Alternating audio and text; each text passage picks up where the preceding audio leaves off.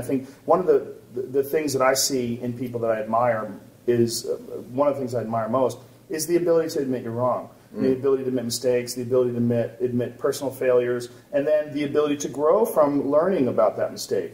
And one of the things that I find to be one of the most incredibly weak and intolerable things is someone who cannot admit they're wrong. Oh. I can't communicate with people like that. I can't.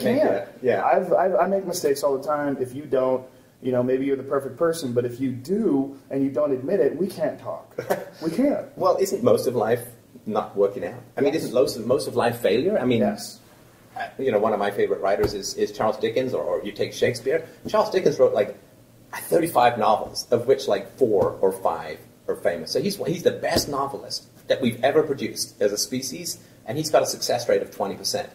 You know, Shakespeare wrote like 54 plays, hundreds of sonnets, and of his plays, maybe 10 are like regularly produced. You know, the Hamlets, Othello's, Merchant of Venice, and all that. So he had a success rate of about 20%. So the greatest conceivable geniuses in human history have a success rate of about 20%.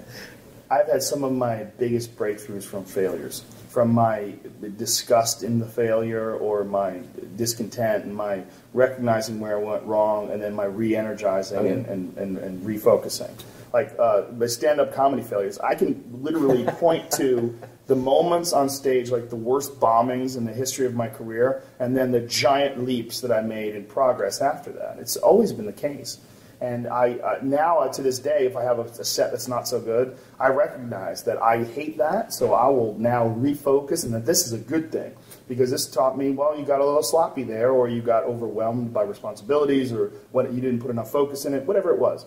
Now is the time to recognize that just like every other time in the past, you are now going to grow, and you'll be better than you ever were before.